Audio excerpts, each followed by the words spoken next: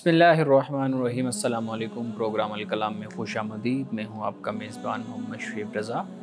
ناظرین کرام، پروگرام کے پہلے حصہ میں ہم قرآن کریم کی کچھ آیات کو سمجھنے کی کوشش کریں گے اور دوسرے حصہ میں اپنے عہد کے نمائندہ سیاسی، سماجی، مذہبی موضوعات پہ پیدا ہونے والے سوالات کے جوابات ایک نئے نقطہ نظر سے جاننے کی کوشش کریں گے۔ حسب سابق ہمارے ساتھ شریک گفتگو ہیں جناب محمد امانت رسول صاحب۔ امانت صاحب، بہت شکریہ آپ کے وقت کا۔ میری معاونت کے لیے موجود ہیں شارق رسول۔ شارق، تھینک یو سو مچ۔ ناظرین کرام، آپ کی اسکرین پہ ہمارا واٹس ایپ نمبر آ رہا ہوگا، آپ اپنے سوالات ہمیں بھیج سکتے ہیں، ہم انشاءاللہ آپ کے سوالات کو ضرور ایڈریس کریں گے۔ امانت صاحب، ہم سورۃ الاعراف کی آیت نمبر 193 تک ہم نے اپنی گفتگو کا اختتام کیا تھا، مکمل کی تھی۔ آج 194 سے اپنی گفتگو کا آغاز کیجیے گا۔ بسم اللہ الرحمن الرحیم۔ ان الذین تدعون من دون اللہ عباد امثالکم فادعوہم فلیستجیبوا لکم ان کنتم صادقین۔ جنہیں تم اللہ کے سوا پکارتے ہو وہ تمہارے ہی جیسے بندے ہیں، بس تم ان کو پکارو، وہ تمہیں جواب دیں اگر تم سچے ہو۔ اب یہ بات فرمایا کہ تمہارے ہی جیسے بندے ہیں، یعنی اس سے یہ معلوم ہوتا ہے کہ وہ کوئی شخصیت ہے، وہ کوئی فرد ہے، وہ کوئی انسان ہے جس کو وہ پکارتے ہیں، جس کو انہوں نے الوہیت کا درجہ دے دیا، ٹھیک خدا مان لیا۔ تو ان کے بارے میں اللہ پاک یہ فرماتا ہے، اور قرآن مجید نے ایک مقام پہ یہ کہا کہ بھئی کہ جب تم ان کو پکارتے ہو تو وہ سب کے سب غائب ہو جاتے ہیں، تو اس وقت تمہاری مدد کرنے کے لیے صرف اللہ ہوتا ہے جو تمہاری مدد صرف کرتا خدا ہے، صرف خدا ہے۔ یہاں پر معلوم یہ ہوتا ہے کہ یہاں پر جو عباد فرمایا کہ تمہارے جیسے، تو یہ انسان یہاں پر مراد ہے۔ اب اس کے بعد جو آگے ہے فرمایا کہ الہم ارجل یمشون بہا، کیا ان کے پاؤں ہیں کہ ان سے چلیں؟ ام لہم ایدی یبطشون بہا، کیا ان کے ہاتھ ہیں کہ ان سے پکڑیں؟ ام لہم اعین یبصرون بہا، کیا ان کی آنکھیں ہیں کہ ان سے دیکھیں؟ ام لہم آذان یسمعون بہا، کیا ان کے کان ہیں کہ ان سے سنیں؟ قل ادعوا شرکاءکم، آپ کہہ دیجئے کہ اپنے شریکوں کو بلا لو، ثم کیدونی فلا تنظرون، پھر وہ سارے مل کر میرے خلاف تدبیریں کریں اور مجھے تم مہلت نہ دو۔ یعنی ایک تو اس بات کی تردید کر دی کہ یہ جو تم بت بناتے ہو، مورتیاں بناتے ہو، تو اگر ان کے پاؤں ہیں تو یہ چل کر دکھائیں، یعنی انسانی عمل کی طرح ہو۔ یعنی اتنے بے بس ہیں، اتنے مجبور ہیں، نہ چل سکتے ہیں، نہ ہاتھ ہیں تو پکڑ سکتے ہیں، نہ آنکھیں اگر ہیں تو نہ یہ دیکھ سکتے ہیں، کچھ بھی ان کے اندر یہ صلاحیت ان کے اندر نہیں ہے، کان ہیں تو سن نہیں سکتے، یعنی بت کے بت جو ہوئے۔ تو پھر یہ فرمایا کہ بھئی تم سب لوگ مل کر میرے خلاف سازشیں کر لو جو تم اپنی تدبیر کرتے ہو، اور مجھے تم اس حوالے سے کوئی مہلت نہ دو۔ اللہ رب العزت یہ مشرکین کو یہ مخاطب کر کے کہہ رہے ہیں۔ جی بالکل، یعنی رسول اللہ سے فرمایا کہ آپ یہ کہیے۔ اب جو آخری آیت ہے نا اس حوالے سے، وہ فرمایا کہ ان ولی اللہ الذی نزل الکتاب، یقیناً اللہ میرا کارساز ہے، میرا ناصر ہے، میرا حامی ہے۔ الذی نزل الکتاب، جس نے کتاب کو نازل کیا، وہو یتولی الصالحین، اور وہ اللہ سبحانہ و تعالیٰ ہے کہ جو نیک بندوں کی کارسازی بھی کرتا ہے، ان کی مدد بھی اللہ سبحانہ و تعالیٰ فرماتا ہے۔ صحیح۔ اور صاحب یہاں پہ دعا کی بات ہوئی ہے، اس آیت کے اندر پکارنے کی بات ہوئی ہے۔ بہت سے، میں پڑھ رہا تھا کہ بہت سے فلسفیوں نے سوال اٹھایا ہے دعا کی جو تاثیر ہے اس کے مؤثر ہونے پہ، جیسے جس میں مسلم فلاسفرز بھی ہیں اور نان مسلم فلاسفرز بھی ہیں، ان کے مطابق یہ جو دعا کی جو اس کا مؤثر ہونا ہے، یہ کوئی عملی صورت نہیں ہوتی، کوئی اس طرح سے فزیکل چیز نہیں ہوتی کہ ایک دعا کی ہے اور پھر وہ پوری ہوئی ہے اور اس کے بعد ایک جو آپ چاہ رہے تھے آپ کی خواہش کے مطابق ہو گیا، بلکہ ایک یہ نفسیاتی ایک عمل ہوتا ہے، انسان نفسیاتی طور پہ مطمئن ہو جاتا ہے کہ میں نے دعا کر لی ہے، اور پھر اس کی وہ مثال دیتے ہیں کہ یہ نفسیاتی عمل ہی ہے کہ ایک مسلمان خدا کو پکارتا ہے تو مطمئن ہو جاتا ہے، دوسرا بت کو پکارتا ہے تو اس سے مطمئن ہو جاتا ہے، تیسرا کسی اور چیز کو پکارتا ہے اس سے مطمئن ہو جاتا ہے۔ تو ان کے مطابق یہ جو دعا ہے یہ ایک صرف نفسیاتی اثر ڈالتی ہے، اس کا کوئی وجود نہیں ہے۔ آپ اس پہ بات کیجیے۔ دیکھیے، نفسیاتی اثر یا نفسیاتی نتیجہ وہ بظاہر تو سامنے آتا ہی ہے، اور اس کو نفسیاتی کہنے کے بجائے اگر اس کو یقین کا راستہ کہیے یا یقین کا طریقہ کہیے جس سے انسان یقین حاصل کرتا ہے، یہ وہ چیزیں جو انسان کو سمجھ آ رہی ہیں نفسیاتی حوالے سے، کہ مجھے اس سے سکون مل گیا، تسلی ہو گئی، میں نے پکار لیا، بول لیا۔ لیکن اس سے جو اگلا قدم ہے نا، وہ انسان کے ایریا کا نہیں ہے، یعنی انسان کی ڈومین وہ نہیں بنتی کہ اس کی دعا کو سنا گیا، کیسے سنا گیا، اس کا بدلہ ملا تو کیسے ملا، کیا چیز نتیجے میں دے دی گئی، کس مصیبت سے بچا دیا گیا، ٹھیک، اور کیا اس کے بدلے میں دیا گیا، اس سے بہتر دیا گیا، کم تر دیا گیا، یا وہ نہیں دیا گیا، یا اس کے لیے وہ ذخیرہ کر لیا گیا، یہ انسان نہیں سمجھتا۔ اس کو ہم کہتے ہیں تکوینی امور۔ یہ اللہ سبحانہ و تعالیٰ کی ڈومین ہے، اس کا اختیار ہے، اس کی ریاست ہے۔ انسان اپنی ریاست میں رہتا ہے، اپنی حدود میں، اپنے اختیار میں رہتا ہے۔ وہ یہی کہہ سکتا ہے کہ بھئی مجھے نفسیاتی طور پر سکون مل جاتا ہے، میری تسلی ہو جاتی ہے۔ تو جتنا انسان کا اختیار ہے، جتنا وہ ظاہر کا پابند ہے، وہ اس کے مطابق وہ نتیجہ نکالتا ہے۔ لیکن باقی جو معاملات ہیں اس کا تعلق پھر انسان کا ایمان کے ساتھ ہو جاتا ہے۔ ہم اس بات کا ایمان رکھتے ہیں، قرآن مجید نے اس کو واضح طور پر بیان کیا کہ اللہ تعالیٰ انسان کی دعاؤں کو سنتا ہے، اس کی پکار کو سنتا ہے۔ قرآن پاک کے مطابق وَإِذَا سَأَلَكَ عِبَادِي أَنِّي فَإِنِّي قَرِيبٌ أُجِيبُ دَعْوَةَ الدَّاعِ إِذَا دَعَانِ، پکارنے والا جب پکارتا ہے میں اس کی پکار کا جواب دیتا ہوں۔ تو ہمارا تو یہ ایمان اور یقین ہے قرآن کی روشنی میں کہ اللہ سبحانہ و تعالیٰ دعاؤں کا بدل اور نتیجہ عطا فرماتا ہے، دعاؤں کو سنتا ہے، انسان کی پکار کو سنتا ہے، اور پھر جو وہ اس کی حکمت ہوتی ہے اس کے مطابق وہ عطا فرماتا ہے۔ اگلا سوال پھر یہ پیدا ہوتا ہے کہ اگر اللہ رب العزت دعا سنتے ہیں، قبول کرتے ہیں، وہ مؤثر ہوتی ہے، تو پھر دنیا کے اندر یہ جو ظلم و ستم ہو رہا ہے، یہ جو دوسرے کے ساتھ استحصال ہو رہا ہے، زیادتی ہو رہی ہے، ہزاروں لوگ، لاکھوں لوگ روزانہ کی بنیاد پہ دعائیں کرتے ہیں، ایون مساجد کے اندر بھی جا کے، عبادت خانوں کے اندر جا کے، حرم پاک کے اندر جا کے دعائیں کرتے ہیں، لیکن وہ دعائیں قبول نہیں ہو رہی، ان کی ہمیں اس کا کوئی عملی مظاہرہ نظر نہیں آ رہا۔ تو یہ ایک نفسیاتی عمل، وہی ایک عمل ہے۔ دیکھیے دعاؤں کے بھی کچھ آداب ہوتے ہیں نا، دعا کے کچھ شرائط ہوتی ہیں۔ مطلب کوئی بھی اس کا مطلب یہ نہیں ہے کہ آپ ڈاکٹر کے پاس دوائی نہ لیں، نہ جائیں، علاج نہ کروائیں اور آپ بیٹھ جائیں مصلی بچھا کر دعا کرنے۔ تو اصل چیز یہ ہے کہ جو بھی وسیلہ، جو بھی اختیار، جو بھی استطاعت، جو بھی طاقت ہے، اس کو آخری حد تک انسان نے استعمال کرنا ہے۔ دعا انسان یہ کرتا ہے کہ یا اللہ اس دوائی میں تو خیر پیدا فرما دے، اس میں علاج پیدا فرما دے، اس میں تو اثر پیدا فرما دے۔ اب کتنے ڈاکٹرز ہوتے ہیں، ایک کے پاس آپ جاتے ہیں آپ کو شفا ملتی ہے، دوسرے ڈاکٹرز ہوتے ہیں ان کے پاس آپ کو شفا نہیں ہوتی، کسی کے ہاتھ میں شفا ہے، کسی کے ہاتھ میں نہیں ہے۔ تو اصل جو محرک ہے وہ تو خدا کی ذات ہے نا، کہ جو اس چیز میں شفا کو ڈالتی ہے، اس میں علاج کو ڈالتی ہے۔ تو جو خدا کا ایریا ہے وہ خدا کے ساتھ رہنے۔ لیکن یہ مثال کو معذرت میں اس میں ایڈ کر لوں، اس کے بعد آپ کے سوال کی طرف آتے ہیں۔ یہ تو کوئی جوڑ بنتا نہیں ہے نا کہ ایک ڈاکٹر کا ہم خدا کے ساتھ، ایک ظلم ہو رہا ہے، مر رہے ہیں لوگ، زیادتی ہو رہی ہے، اور دوسری طرف ہم یہ کہہ رہے ہیں کہ اگر ڈاکٹر کا علاج مؤثر نہیں ہے تو پھر ہم اس کے پاس جانا چھوڑ دیں۔ میں نے تو آپ کو ایک مثال دی ہے نا، نہیں اس کو مثال کو بندی بھی تو چاہیے نا۔ مثال کینسر کا مریض ہے، کسی بھی چیز کا بیماری کا مریض ہے، تو واضح بات ہے کہ اس کو علاج کی ضرورت ہے۔ اب وہ مصلی بچھا کر بیٹھ جائے اور دعا کرنے لگ جائے تو اس سے شفا تو نہیں ہوگی، واضح بات ہے کہ اس کو ڈاکٹر کے پاس جانا ہوگا۔ یہ بھی اللہ نے راستہ انسان کو دکھایا نا، یہ بھی سنت سے معلوم ہوگا۔ بالکل صحیح۔ یہ ایک بات ہے۔ دوسری بات یہ ہے کہ جب آپ جس کا حوالہ دے رہے ہیں، اب یہ جو مصائب ہیں، یہ جنگیں ہیں، یہ سارا کچھ ہے، اب اس میں بھی کچھ چلنے کا طریقہ کار تو ہوگا نا۔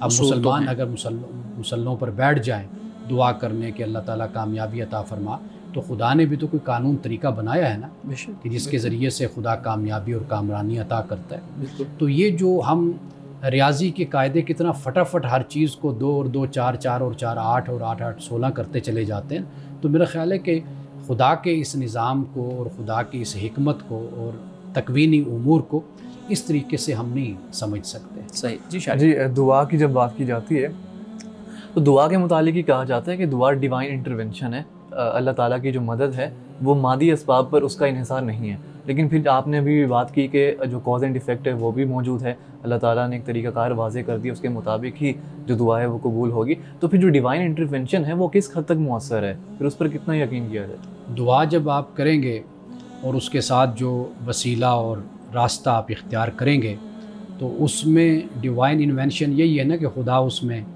اپنے اذن سے علاج رکھ دیتا ہے، اس میں رب شفا رکھ دیتا ہے. تو یہ ڈیوائن انوینشن تو ہے. انٹرونشن بالکل ایسا ہی ہے. صاحب ہم میں ایک بات جو شارک نے پہلے وقفے پہ جانے سے پہلے بیان کی، میں وہ لفظ شاید غلط بول گیا، وہ تو ڈیوائن انٹرونشن ہے، یعنی ایک الوہی مداخلت جس کو آپ کہہ لیں.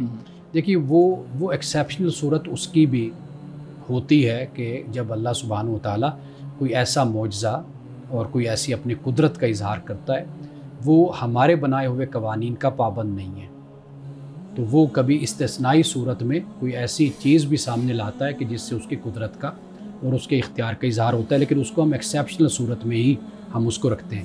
ممکن ہے کہ اس کی سمجھ ہمیں نہ ہو یا ہماری سمجھ سے وہ بالا تر ہو، لیکن اگر وقت گزرنے کے ساتھ ساتھ زمانے بیتنے کے ساتھ ساتھ کئی مرتبہ اس کی حقیقت بھی انسان پر آشکارا ہو جاتی ہے. لیکن اگر سب کچھ ہم نے ہی کرنا ہے تو پھر اللہ کی مدد کیوں درکار ہے؟ دیکھیے ہم کریں گے تو اللہ کی مدد بھی اترے گی. ہم نے کرنا بیٹھے ہوئے لوگوں پر، مایوس لوگوں پر، سست اور کاہل لوگوں پر تو کبھی کامیابی نہیں اترا کرتی. انسان کوشش کرتا ہے، محنت کرتا ہے، اللہ سبحانہ و تعالیٰ اس کا ہاتھ پکڑتا ہے، اس کی مدد کرتا ہے، اس میں برکت دیتا ہے. اب اس کے بعد فرمایا والذین تدعون من دونہ، اور جنہیں تم اللہ کو چھوڑ کر پکارتے ہو، لا یستطیعون نصرکم، وہ تمہاری مدد کرنے کا کوئی اختیار نہیں رکھتے. ٹھیک. ولا انفسهم ینصرون، اور وہ خود اپنی بھی مدد نہیں کر سکتے، ان کی یہ حالت ہے. وَإِن تَدْعُوهُمْ إِلَى الْهُدَىٰ لَا يَسْمَعُوا، اور اگر تم ان کو پکارتے ہو راستے کی طرف، ہدایت کی طرف، تو لا يسمع، وہ سنتے بھی نہیں ہیں. وَتَرَاهُمْ يَنظُرُونَ إِلَيْكَ وَهُمْ لَا يُبْصِرُونَ، اور تم کو نظر آتا ہے کہ وہ تمہاری طرف دیکھ رہے ہیں مگر وہ کچھ دیکھتے نہیں ہیں، ان کو کچھ بھی سجائی نہیں دیتا. یعنی یہ حالت ہے ان معبودان باطل کی، ان بتوں کی، ان شخصیات کی کہ جو مر گئے، قبروں میں اتر گئے، ان کو تم نے اپنا خدا مان لیا، اپنا معبود مان لیا. ان کی حیثیت تو یہ ہے کہ وہ تمہاری کیا مدد کریں گے، وہ تو اپنی مدد بھی نہیں کر سکتے، کرنے کے قابل نہیں ہے. اور اگر تم ان سے کوئی راستہ بھی پوچھو، کوئی ہدایت کی بات کرو، وہ تو سنتے بھی نہیں. اور تمہارا خیال یہ کہ وہ تمہیں دیکھ رہے ہیں، حالانکہ ان کو بیچاروں کو کچھ سجائی بھی نہیں دیتا. یہ ان کی بے بسی، کم آئیگی اور بے چارگی کا بیان ہے جو قرآن پاک کر رہا ہے.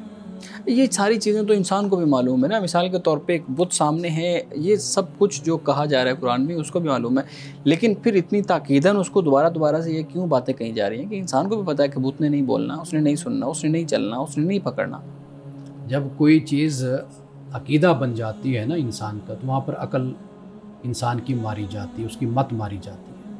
یعنی جب انہوں نے اپنا یہ عقیدہ گھڑ لیا، بنا لیا کہ جس کی کوئی بنیاد بھی انبیاء علیہ السلام کے دین میں نہیں ہے، حضرت آدم سے لے کر رسول اللہ صلی اللہ علیہ وسلم تک آپ پڑھ ڈالیے، وہ جو علم اور یقین کی بات اللہ کی وحی میں موجود ہے، اللہ بیان کرتا ہے، اس کا کوئی حوالہ بھی ان کے پاس نہیں ہے. صرف اپنے رسوم رواج جو وقت کے ساتھ ساتھ مفادات کی شکل اختیار کرتے چلے گئے، ایک فرقے کی شکل اختیار کرتے چلے گئے، ایک مذہب کی شکل اختیار کرتے چلے گئے، جس میں توہمات شامل ہوتے چلے گئی.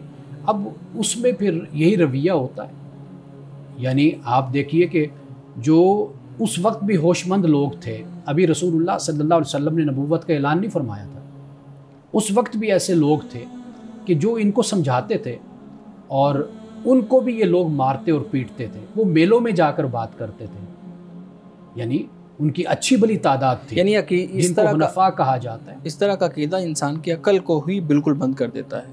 یعنی کہ انسان اپنی فطرت کو جب مسخ کرتا ہے، انحراف کرتا ہے اپنی فطرت سے بھی، اور اس آواز سے عہد الست جس کو کہا ہے عہد فطرت کا، اس سے جب منہ موڑتا ہے تو پھر انسان کی یہ صورت بن جاتی ہے. عرب کے معاشرے مکہ میں بھی ایسے لوگ رسول اللہ صلی اللہ علیہ وسلم کی بعثت سے پہلے موجود تھے کہ جو کعبۃ اللہ کے سامنے بیٹھ کر عرض کرتے تھے مولا ہمیں کوئی راستہ دکھا، ہمیں بتا.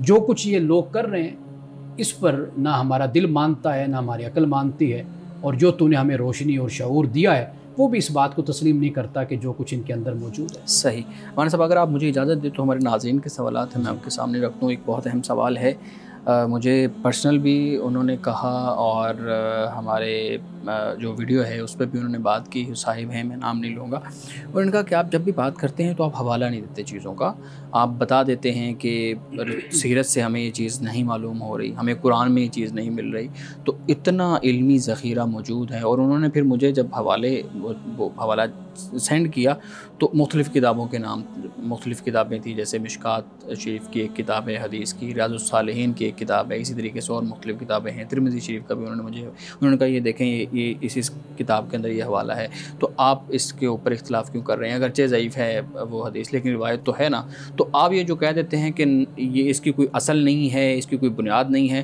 تو آپ حدیثوں کو یا جو اس طرح کی کتب ہیں، دینی کتب ہیں، ان کے حوالے کیوں نہیں دینا چاہتے؟ سب سے پہلی بات، ہم جو بات کہتے ہیں نا، یا تو آپ اس کا کوئی رد سکہ حوالے سے، مستند حوالے سے آپ دیں جو بات ہم بیان کر رہے ہیں۔ ہمارے پروگرام کا فارمیٹ ایسا ہوتا ہے، یہ کوئی مناظرانہ کوئی چینل نہیں ہے، کوئی بحث نہیں ہے کہ ہم کتابیں یہاں رکھ کر بیٹھ جائیں اور ہر مسئلے پر ایک کتاب نکال کر دکھاتے چلے ہم جائیں۔ فوکس قرآن کو کرتے ہیں، فوکس قرآن مجید کو کرتے ہیں، رسول اللہ صلی اللہ علیہ وسلم کی سنت کو ہم بیان کرتے ہیں۔ اگر ایسا ہم ماحول بنائیں گے نا تو پھر یہ 1 گھنٹے کا پروگرام بھی کم پڑ جائے گا اور پھر ایک ہی مسئلے پر ہم رہ جائیں گے۔ ہمارا اصل جو مقصد ہے، مدعا ہے، وہ یہ ہے کہ ہم لوگوں کو رہنمائی مہیا کریں۔ باقی آپ کتابیں اگر اٹھاتے چلے جائیں گے تو بہت کچھ کتابوں کے اندر موجود ہوتا ہے۔ ہر بات اس طریقے سے ہمارے خود علماء نے بھی اس کو مستند نہیں خیال کیا اور علماء نے بھی رد کیا۔ ہم جو یہ اصطلاح استعمال کرتے رہتے ہیں نا، منکر حدیث کی، منکرین حدیث کی، تو صحیح البخاری میں امام بخاری رحمۃ اللہ تعالی علیہ نے کتنی لاکھوں حدیثیں جمع کی، ان میں سے جا کر صرف 3000 یا 2500 حدیثیں، 2500 وہ ہمارے سامنے آتی ہیں۔ یعنی ان کو اتنی زیادہ حدیث یاد تھیں لیکن جو لکھیں وہ بہت کم ہیں، چند حدیثیں، ذخیرہ حدیث باقی موجود ہے نا۔ اب لاکھوں میں حدیثیں، تو کیا امام بخاری کو پھر ہم منکر حدیث کہیں گے؟ یعنی ایک چیز ہے کہ آپ اس کی روایت کو، اس کی درایت کو، اس کے متن کو دیکھتے ہیں، پرکھتے ہیں، پھر آپ اس کے مطابق اس کو قبول کرتے ہیں یا آپ اس کو چھوڑ دیتے ہیں۔ ہم اگر جو بات کہہ رہے ہیں، یہ بات صرف ہماری نہیں ہوتی، بہت سے علماء کی، بہت سے محدثین کی وہی بات ہوتی ہے۔ تو لہٰذا یہ الزام اور یا اس طرح کی بات کہنا منکر حدیث، اس کا کیا یعنی وجود کیا ہے اس کا؟ اس طریقے سے اگر آپ لے کر چلیں گے کہ ہر مسلک والے کے نزدیک دوسرا تو منکر حدیث قرار پائے گا، ہر امام کے نزدیک دوسرا منکر حدیث ہے، ہر عالم کے نزدیک دوسرا منکر حدیث ہے، اس لیے کہ جس حدیث سے ایک عالم استدلال کر رہا ہے دوسرا اس حدیث کو نہیں قبول کر رہا۔ بالکل صحیح، اس کی اپنی تحقیق ہے، اپنی ریسرچ ہے۔ ہم جو بات عرض کرتے ہیں، ہم بھی علماء کے ہی راستے پر، فقہاء کے راستے پر چلتے ہوئے ہم اپنی بات کو پیش کر دیتے ہیں۔ آپ اس کو رد کرتے ہیں تو بے شک آپ اپنے نقطہ نظر سے، اپنے حوالوں کے مطابق آپ اس کو رد کر دیجیے، ہمیں تو کوئی اس پر اصرار بھی نہیں ہے کہ ہر صورت میں آپ نے ہماری بات کو ماننا اور ہماری بات کو سننا ہے آپ نے۔ صحیح ہے صاحب۔ اس میں پھر یہ بھی تو ہے نا کہ احادیث کی جب ہم بات کرتے ہیں تو پھر جو اہل سنت کے ہاں، اہل سنہ کے ہاں ایک حدیث کا ذخیرہ ہے، ان کے کتب اور ہیں، اور جو اہل تشیع کے ہاں ہے، کیونکہ دو وہ اور اختلاف ہے، اب بہت مطلب اتنا بڑا اختلاف ہے، اور اس کی بنیاد کے اوپر ہم پھر ایک دوسرے کو کفر اور ایک اس طرح سے جو آپ نے منکرین حدیث کی وہ اصطلاح استعمال کی ہے، یہ اکثر ہمارے دوست اس اصطلاح کو استعمال کرتے ہیں، تو یہ چیز سمجھنے والی ہے۔ میں سوچا کہ میں آپ سے یہ پوچھ ہی لوں کہ یہ جو لوگ اعتراض کرتے ہیں آپ اس کا جواب دے دیں۔ ایک دوسری چیز ہے، وہ کہتے ہیں جی غیب پہ آپ نے، علم غیب پہ آپ نے کچھ دن پہلے بات کی تھی، سورہ اعراف میں بھی ہم پڑھتے ہوئے کل املکو، اس آیت پہ ہم نے یہ بات کی تھی۔ تو کہتے ہیں جی ایک جو ہم شروع سے سنتے آئے ہیں اور اس کے مختلف انہوں نے کہا ہے کہ اس کے حوالے بھی موجود ہیں کہ جو علم غیب ہے وہ اللہ کے پاس ہے، اس میں کوئی شک نہیں ہے، لیکن یہ علم اللہ اپنی عطا سے اپنے بندوں کو دے دیتا ہے، ٹھیک ہے؟ تو ایسا ممکن تو ہے، تو پھر آپ کس بنیاد پہ یہ کہہ رہے ہیں کہ ہر علم اللہ کے پاس ہے اور جو بندوں کے ساتھ ہم علم غیب کو جوڑتے ہیں وہ غلط ہے؟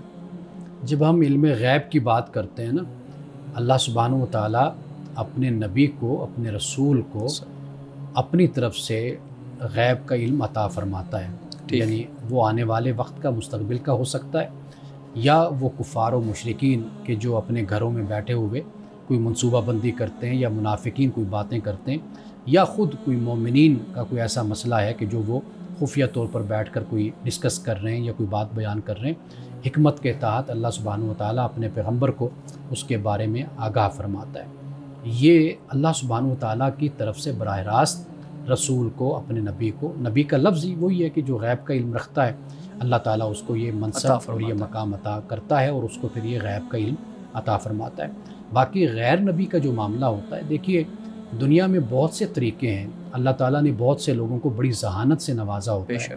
ان کے اندازے، ان کا طریقہ گفتگو وہ ایسا ہوتا ہے کہ وہ مستقبل کے بارے میں بہت کچھ بیان کر دیتے ہیں. کچھ لوگ ماہر نفسیات، میں نے خود دیکھا ہے لوگوں کو ٹی وی پر بیٹھے ہوتے ہیں، کوئی ان کو سوال کرتا ہے، پوچھتا ہے، تو وہ اس سوال سے اور اس انداز سے اس شخص کے یا اس کے چہرے سے، اس کی شخصیت سے اندازہ کر کے کوئی نہ کوئی اس کو جواب دیتے ہیں، اس کی نفسیات پڑھ لیتے ہیں، جو بڑا صحیح جواب ہوتا ہے. تو انسانی علم ہے، انسانی ذہن ہے، اللہ تعالیٰ نے انسان کو بڑی صلاحیتوں سے نوازا ہوتا ہے. لیکن جو خدا کی طرف سے ایک علم عطا ہوتا ہے کہ جو ہمارے لیے حجت ہے، جو پیغمبر اس کو بیان کرتا ہے، آپ اس علم کو دیگر علوم سے یا دیگر صلاحیتوں کے ساتھ تو آپ مکس اپ نہ کریں نا، اس کو اس کے ساتھ تو نہ ملائیں. بالکل فرق ہونا چاہیے. بالکل اس میں فرق ہے، واضح طور پر فرق ہے. دیکھیے نبی کو جو علم دیا گیا وہ حجت ہے، اس کا ماننا لازم اور ضروری ہے. باقی جو دوسری کوئی بات کہتا ہے، غیر نبی شخص کہتا ہے، وہ تو اس کے لیے خود حجت نہیں ہے، کچھ آئیے کہ دوسرے کے لیے حجت ہو. بالکل وہ اپنی بات اس کے لیے اتھینٹک نہیں ہے. جی بالکل ایسے ہی. صحیح. ناظرین کرام، یہاں وقت ہوا چاہتا ہے ایک بریک کا. ہمارے ساتھ جھوٹ بولنے پر، رشوت لینے پر مجبور ہیں. تو ایسے حالات میں معاشی تنگ دستی کے باعث جب انسان مجبور ہو تو ایسے میں ایمانداری کو کیسے برقرار رکھا جائے؟ انسان سے سوال اس کی اپنی ذات کے بارے میں ہے، پورے معاشرے کے بارے میں نہیں ہے. آپ اپنی آخری حد تک اس بات کی کوشش کریں کہ آپ ایمانداری سے زندگی گزاریں. بنیادی اصول اور قاعدہ یہی ہے. قرآن مجید جب ہم پڑھتے ہیں، اللہ سبحانہ و تعالیٰ نے یہاں پر کسی کو مجبوری کی وجہ سے یہ نہیں کہا کہ بھئی آپ اگر ایسا کریں گے تو کوئی بات نہیں ہے کہ آپ کی یہ مجبوری ہے. اس بات کا پابند کیا گیا کہ بحیثیت فرد کے آپ اپنی اصلاح کریں اور اپنے آپ کو ایک اچھا انسان بنائیں. یہ آپ سے تقاضا اللہ سبحانہ و تعالیٰ کا ہے. اگر کوئی اس کوشش میں اور اس ارادے میں اگر کہیں پر بھی آپ سے کوئی خطا ہوتی ہے، کوئی غلطی ہوتی ہے، کوئی نقص، کوئی کمی رہ جاتی ہے، وہ اللہ سبحانہ و تعالیٰ معاف کرنے والا ہے. لیکن انسان بہرحال اپنی طرف سے ہر ممکن یہ کوشش کرے کہ وہ اچھائی کے راستے پر اور نیکی کے راستے پر چلتا رہے. ہم دیکھتے ہیں کہ آج کل سوشل میڈیا پر نوجوان غیر اخلاقی مواد دیکھنے کو بہت ہی عام خیال کرتا ہے. تو ایسی صورت میں نگاہوں کی حفاظت کو کیسے ممکن بنایا جائے؟ اچھا، اب یہ معاملہ ہے کہ اس کا وہی تعلق پہلے سوال سے ہی اور پہلے جواب سے ہی بنتا ہے کہ آپ سب سے پہلے تو جو اچھائی اور برائی ہے اس کا فرق آپ سمجھیں اور اس کو اپنے اندر راسخ کریں. وہ جو جب انسان کے اندر اچھائی اور برائی کا فرق راسخ ہو جاتا ہے، جڑ پکڑ لیتا ہے، بنیاد انسان میں حاصل کر لیتا ہے، تو پھر اس کے بعد انسان اپنے کردار کی اور اپنے اخلاق کی حفاظت کرتا ہے. یعنی مثال کے طور پر اگر انسان مسلمان ہے مثال کے طور پر، تو پھر اب وہ کیا کرے کہ قرآن مجید کو پڑھے، رسول اللہ صلی اللہ علیہ وسلم کی سیرت کو پڑھے، سنت کو پڑھے. جب یہ پڑھتا ہے تو خود بخود انسان کے اندر ایک تعلق پیدا ہوتا ہے. پھر اس میں یہ احساس بھی پیدا ہوتا ہے کہ جو قرآن نے بیان کیا میں اس پر عمل کروں، اپنے آپ کو ایک اچھا انسان بناؤں. آپ جیسے جیسے لٹریچر کے ساتھ اپنے تعلق کو مضبوط کرتے ہیں، پڑھتے ہیں، تو اس کے اثرات خود آپ کی شخصیت پر ظاہر ہوتے ہیں. یہ ایسی ہے کہ جیسے آپ کسی بھی قوم کا لٹریچر پڑھتے ہیں، کسی بھی تہذیب کو پڑھتے ہیں، کسی بھی مذہب کو پڑھتے ہیں یا کسی بھی فلسفہ کو پڑھتے ہیں، واضح بات ہے کہ آپ اس کے اثرات قبول کرتے ہیں. انسانی ذات ہے، شخصیت ہے. یہی معاملہ ہوتا ہے کہ اگر آپ یہ چاہتے ہیں کہ بھئی آپ برائی سے بچیں، اچھائی کی طرف آئیں، تو قرآن مجید جس طریقے سے نیکی کو بیان کرتا ہے، برائی کو بیان کرتا ہے، اگر اس کے ساتھ ہمارا تعلق مضبوط ہوگا تو خود بخود یہ احساس بھی ہمارے اندر راسخ ہوگا کہ ہم برائی سے بچیں اور اچھائی کے راستے پر ہم زندگی گزاریں. نوجوانوں میں ڈپریشن آج کل بہت عام ہے، اور جب بھی ڈپریشن کا حل تلاش کرنے کی کوشش کی جاتی ہے تو انہیں یہ بتایا جاتا ہے کہ اس کی اصل جو جڑ ہے وہ دین سے دوری ہے. تو اسلامی نقطہ نظر سے اگر ہم دیکھیں تو ڈپریشن کو کیور کرنے کے لیے کون سی عملی اقدامات کو بروئے کار لایا جا سکتا ہے؟ دین سے دوری قرار دینا، یہ آپ یوں کہہ سکتے ہیں کہ دین بھی ایک ذریعہ ہے، سبب ہے انسان کو ڈپریشن سے بچانے کا، یہ آپ کہہ سکتے ہیں. لیکن یہ نہیں ہے کہ دین سے دوری ہونے کی وجہ سے ڈپریشن ہے. اصل جو معاملہ ہے انسان کو ڈپریسڈ کرنے میں بہت سی چیزوں کا کردار ہوتا ہے. جیسے معاشی حوالے سے ہے، اگر معیشت کمزور ہے اس سے بھی نفسیاتی مسائل پیدا ہوتے ہیں. یا یہ ہوتا ہے کہ انسان کے پاس بے تحاشا دولت ہے، اب اس کا استعمال اس کے پاس اس کو سمجھ نہیں آتا، وہ پرتعیش زندگی بھی گزار رہا ہے، جو چاہتا ہے وہ اس کو مل بھی جاتا ہے. اب یہ بھی ایک ڈپریشن کی وجہ بن جاتے ہیں. یعنی مثال کے طور پر میں اس کی یوں مثال دیا کرتا ہوں کہ ہم اپنی نوجوانی میں، شاید اس پہ پہلے بھی ہم نے بات کی جی، کہ اپنی نوجوانی میں ایک آپ کا ایک مقصد ہوتا ہے سامنے، آپ کی زندگی میں کچھ کمی ہوتی ہے جس کو آپ پورا کرنا چاہتے ہیں، حاصل کرنا چاہتے ہیں، جو نہیں ہے اس کو پانا چاہتے ہیں. یہ کوشش، یہ اسٹرگل، یہ آپ کو ڈپریشن میں، فرسٹریشن سے آپ کو بچاتی ہے. ایک چیز یہ ہے کہ آپ کی زندگی کا کوئی مقصد ہی نہیں رہا، بالکل ہی آپ کو سب کچھ جو چاہا وہ آپ کو بیٹھے بٹھائے مل گیا، یہ بھی ایک ڈپریشن کی وجہ بن جاتی ہے. تو اصل جو چیز ہے صرف ایک وجہ نہیں ہوتی. میں یہ ذاتی طور پہ سمجھتا ہوں کہ مذہب سے انسان کا جو تعلق ہے، یعنی آپ کو دین زندگی کا ایک مقصد دیتا ہے، آپ اس پر چلتے ہیں، دین کے مطابق زندگی گزارتے ہیں، تو آپ کی ایک اسٹرگل لائف میں ہوتی ہے، ایکٹیویٹی ہوتی ہے، بھاگ دوڑ ہوتی ہے، سرگرمی ہوتی ہے. آپ اپنے رب کی خوشنودی حاصل کرنا چاہتے ہیں، مخلوق کی خدمت کرتے ہیں، والدین کی طرف متوجہ ہوتے ہیں، اولاد کے حقوق ادا کرتے ہیں، بیوی کا حق ادا کرتے ہیں. آپ اس کے علاوہ دیگر زندگی میں اپنی مصروفیات کو رکھتے ہیں، تو اس سے آپ کا جو ڈپریشن ہے، فرسٹریشن ہے، اس میں کمی آ سکتی ہے. لیکن صرف ایک بات کہہ دینا تو یہ علاج نہیں. یہ ایک ماہر نفسیات کا جو ہے نا وہ شعبہ ہے، تو میرے خیال میں اس سے جو ہے نا بنیادی بات وہی ہے کہ جو جس مرض میں مبتلا انسان ہے اسی کے ماہر سے رابطہ رکھیں. صحیح. مولانا صاحب کچھ متورک سوالات بھی ہیں، میں چاہوں گا کہ وہ بھی آپ کے سامنے رکھوں. کہتے ہیں جی اگر میاں بیوی کے درمیان طلاق ہو جائے تو ایک تو قانونی صورت یہ ہے کہ عدالت یہ ڈیسائیڈ کر دیتی ہے کہ بچے کس کی طرف جائیں گے، بیوی ان کی کفالت کرے گی یا شوہر ان کی کفالت کرے گا. مذہب اس حوالے سے کیا رہنمائی کرتا ہے کہ کہیں پہ رسول اللہ صلی اللہ علیہ وسلم کی سنت سے، آپ کی سیرت سے ہمیں یہ ملتا ہے، کوئی مثال ایسی ملتی ہے کہ جس میں رسول اللہ صلی اللہ علیہ وسلم نے واضح کیا ہو کہ بچے ماں کے پاس رہیں گے طلاق کی صورت میں یا باپ کے پاس رہیں گے؟ دیکھیے، ایک حوالہ ہمیں ملتا ہے کہ رسول اللہ صلی اللہ علیہ وسلم نے نابالغ اولاد ماں کے سپرد کی. نابالغ اولاد ماں کے سپرد کی. اصل معاملہ یہی ہے کہ جب بچہ نابالغ ہو، کم عمر ہو، تو اس کو ماں کی زیادہ ضرورت ہوتی ہے. یعنی کھانے پینے کے حوالے سے، پہننے کے حوالے سے، نہانے دھونے کے حوالے سے، دیگر جو اس کی ضروریات ہیں اور جو اس کے احتیاجات ہیں اس کو ماں بہتر طریقے سے پورا کر سکتی ہے. لیکن جو ذمہ داری ہوتی ہے نان نفقہ کی، یہ ذمہ داری باپ پر ہوتی ہے کہ وہ اس کو ادا کرے. ہاں، جب اولاد بالغ ہو جاتی ہے، عاقل ہو جاتی ہے، واضح بات ہے کہ اب اس کے آگے کے جو معاملات ہوتے ہیں وہ باپ بہتر طریقے سے دیکھ سکتا ہے. ایجوکیشن کے حوالے سے آپ کہہ لیجیے یا دیگر اس کی جو تربیت اور تعلیم کا معاملہ ہوتا ہے وہ باپ کے سپرد ہے. لیکن یہ کوئی حتمی جواب نہیں ہوتا. اصل جو بات ہے وہ یہ ہے کہ یہ فیصلہ وقت اور حالات کرتے ہیں کہ یہ بچے ماں کے پاس رہیں یا باپ کے پاس رہیں. یعنی مثال کے طور پر بچے چھوٹے ہیں، ماں کا کریکٹر اچھا نہیں ہے، کردار اچھا نہیں ہے، وہ بچوں کی اچھی تربیت نہیں کر پائے گی. طلاق تک نوبت اس لیے پہنچی کہ وہ ہے ہی ایسے کردار کی مالک، تو لہٰذا واضح بات ہے کہ پھر باپ کے پاس اولاد آ جائے گی.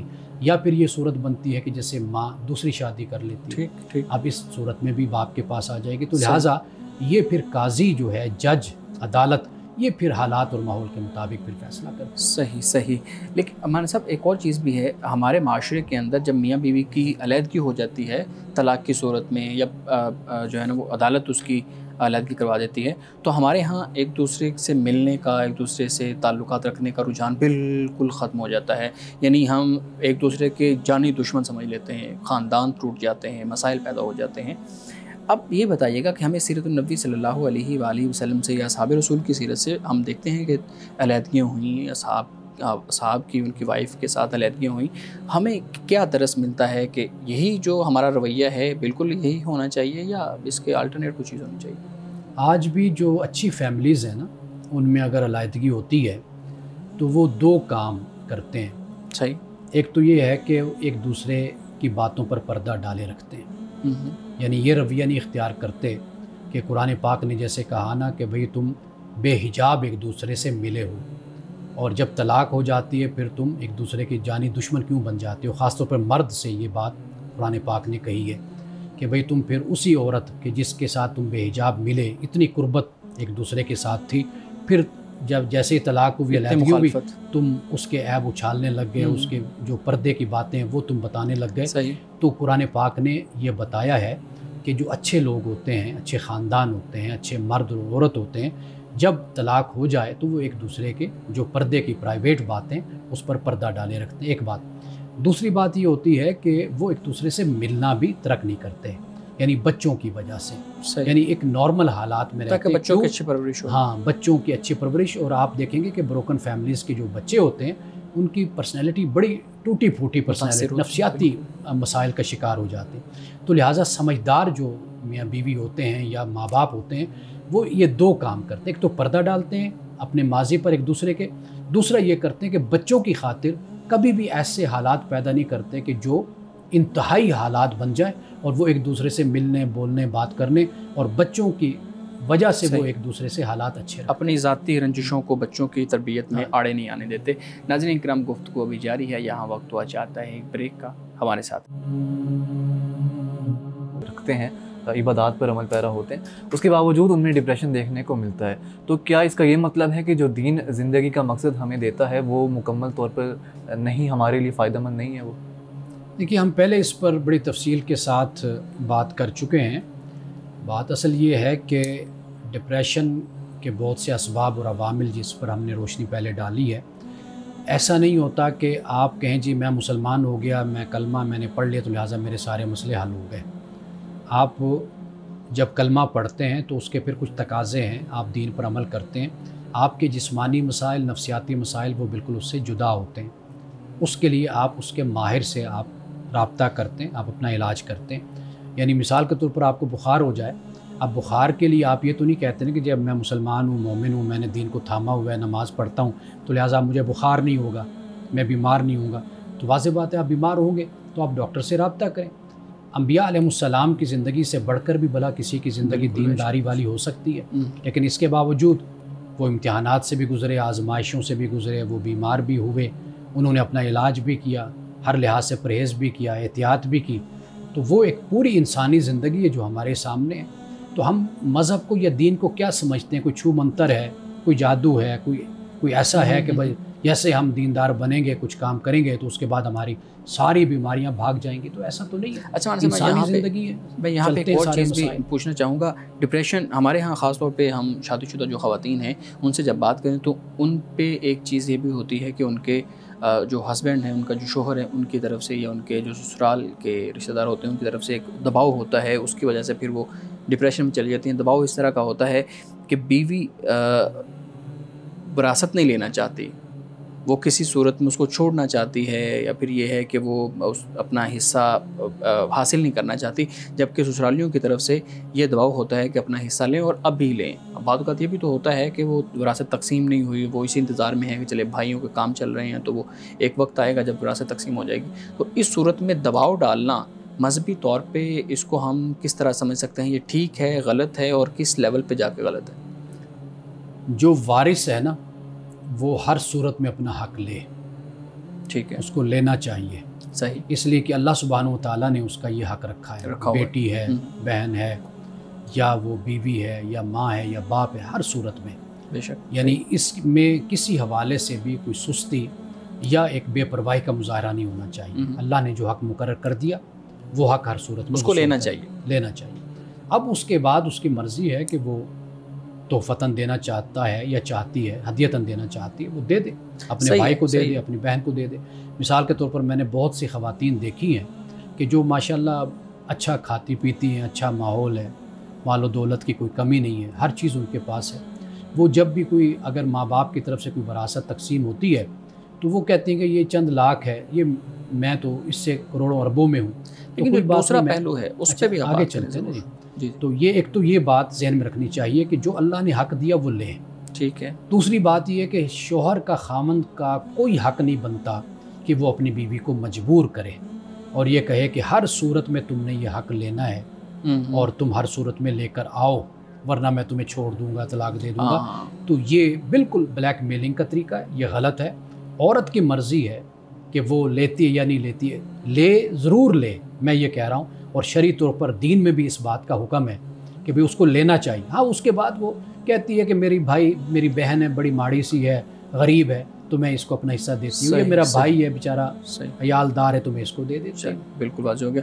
مولانا صاحب آج کے حدیث مبارکہ بیان کیجیے۔ آج کی حدیث ترمذی کی حدیث ہے، حدیث نمبر 616۔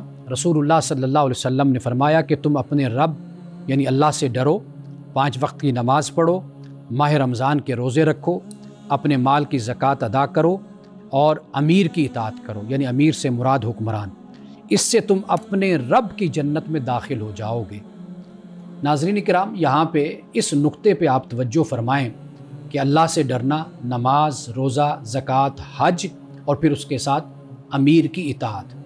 امیر کی اطاعت اس لیے ہوتی ہے کہ تاکہ آپ کی ریاست میں، آپ کے ملک میں، آپ کے وطن میں امن رہے، سلامتی رہے اور ایسا ماحول مت بنے کہ جس سے انتشار پیدا ہو، افتراق پیدا ہو، اور پھر جو ایک رہی صحیح قوت ہے اور رہا سا امن ہے، سلامتی ہے، وہ بھی آپ کھو دیں اور اس کو ضائع کر دیں۔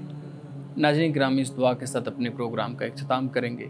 اللہ رب العزت حسن کلام اور تاثیر کلام عطا فرمائے، ہماری زبان کے گروں کو کھول دے اور سننے والوں تک خیر کا پیغام پہنچے۔ اجازت دیجیے، خدا حافظ۔